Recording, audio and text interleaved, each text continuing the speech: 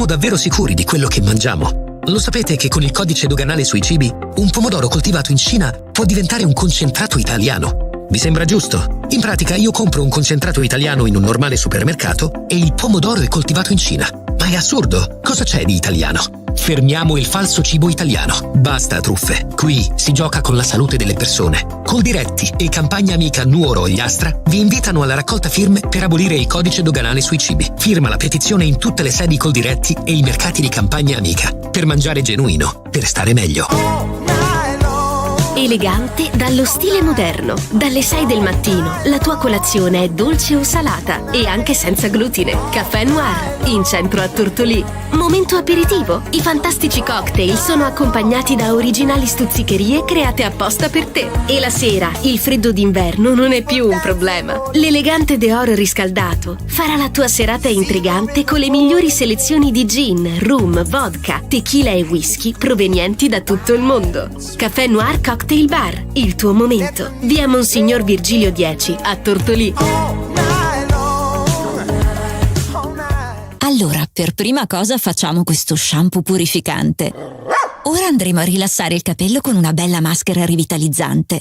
E per finire, messa in piega, inondiamo di profumo.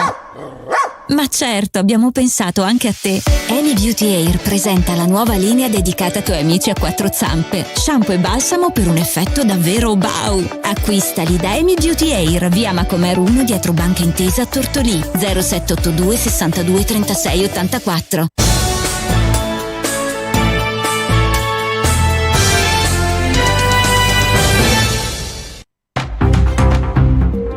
Ancora buongiorno a tutti e a tutte da Federica Melis, ben trovati al secondo appuntamento della mattina con il notiziario Stella di Cecchele e News dall'Ogliastra. Partiamo subito con una notizia, c'è una grande polemica per l'emergenza rifiuti dopo la chiusura dell'impianto di compostaggio di Quirra. I sindaci partono all'attacco, disagi a cascata per gli utenti ogliastrini.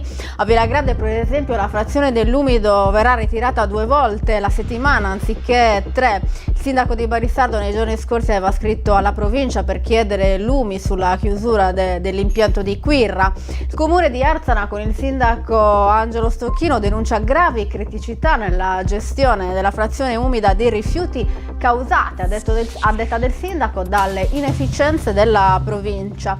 La situazione sta creando seri problemi per l'amministrazione e per i cittadini e le modalità di comunicazione adottate dall'ente provinciale risultano del tutto inaccettabili nei rapporti tra istituzioni. Il sindaco Stocchino evidenzia inoltre l'impatto economico che questa gestione sta avendo sui cittadini. Attualmente il trattamento dei rifiuti organici al centro di compostaggio di Olbia comporta un costo di trasporto pari a 500 euro solo di gasolio per ogni viaggio, contro i 100 necessari per il trasporto a Quirra. È evidente che questi costi vengono inevitabilmente riversati sui cittadini. A rendere la situazione ancora più critica sono i tempi inaccettabili, secondo Stocchino, per la risoluzione del problema. Attendere 3 mesi per la sostituzione delle coperture è semplicemente assurdo e ingiustificabile. Alla luce di queste criticità, il primo cittadino Stocchino sollecita un intervento immediato da parte della provincia e propone un'alternativa concreta. Se la provincia non è in grado di gestire in modo ottimale l'impianto di Quirra, coinvolga gli altri enti.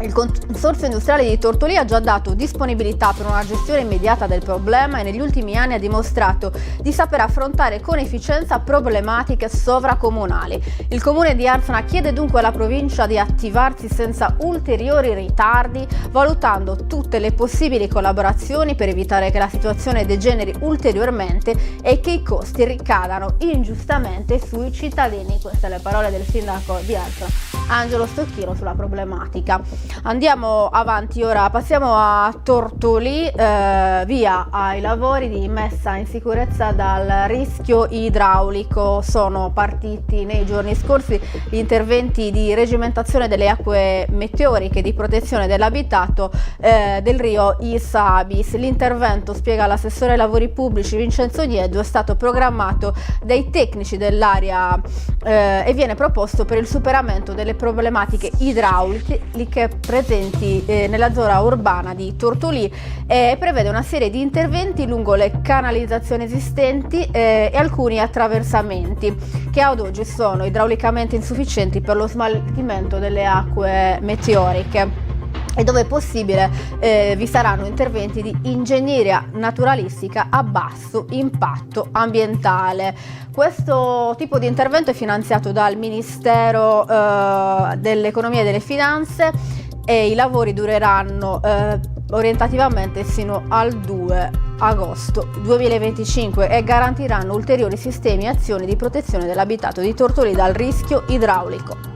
Andiamo avanti, ora l'Ogliastra vola a New York, le eccellenze agroalimentari del territorio arrivano oltreoceano il 28 marzo, le imprese dell'Ogliastra saranno protagoniste di un evento internazionale di promozione territoriale proprio a New York, grazie al sostegno della Regione Sardegna e all'organizzazione del GAL Sulcis in collaborazione con il GAL Ogliastra e il GAL Sinis. Le imprese selezionate potranno partecipare con un contributo a fondo perduto a questa straordinaria vetrina, un'occasione unica per far conoscere l'Ogliastra nel mondo. Il GAL, quindi Ogliastra, invita gli operatori dell'agroalimentare a partecipare, quindi per portare i prodotti negli Stati Uniti. Sul sito istituzionale del GAL avviso pubblico su come partecipare a questa importante vetrina.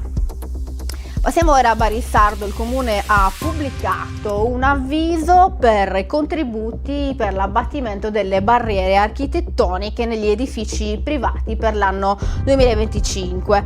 Possono quindi presentare le domande i privati.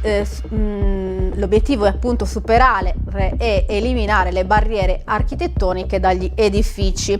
Il bando è pubblicato sul sito istituzionale del comune di Barissardo con tutti i dettagli e la modulistica. Le istanze dovranno essere presentate entro il 3 marzo. Chiudiamo con un evento, il Carnevale a Barissardo sarà un trionfo di colori, allegria, creatività e tanta musica. Da segnare sull'agenda ci sono le date ufficiali: sabato 1 marzo e martedì 4 marzo. I costumi del Carnevale 2025, organizzati come da copione dai Scarristasa, sfileranno per le vie del centro sfidandosi a colpi di maschere, parrucche e danze. 3 i carri allegorici bariesi, Sferali 75 con i cavernicoli apriranno la sfilata, poi Bunga Bunga con Alice in Wonderland, i Cattivissimi con Inside Out, come sempre ci sarà un concorso a premi per i carri più spettacolari con i primi 3 classificati, la maschera ai gruppi più belli e poi una sorta di rimborso a tutti i carri che parteciperanno. L'invito quindi è aderire numerosi e le iscrizioni per partecipare al Carnevale bariese sono ancora aperte, scadono il 15 febbraio. Per oggi è tutto con il nostro notiziario, ma prima di lasciarvi vi ricordo l'appuntamento di questa sera, perché c'è Nero su Bianco con la nostra Giusy Ferrelli, che è proprio qui con noi perché sarà lei a svelarci qual è l'argomento di questa sera. Buongiorno Giusy. Buongiorno Federica, un buongiorno a tutti i nostri radioascoltatori. Io vi do appuntamento stasera perché parleremo di un argomento molto interessante, cioè lo sport come strumento di inclusione nei confronti delle persone più svantaggiate e più fragili. Avremo tantissimi ospiti, mi raccomando, non mancate, io vi aspetto. Benissimo, allora con questo interessantissimo argomento ricordiamo l'appuntamento di stasera 20:30 su Radio Stella Nero su Bianco. Noi invece torniamo come di consueto domani mattina per la nostra rassegna stampa. Grazie per averci seguito, grazie alla regia di Giancarlo Montoni.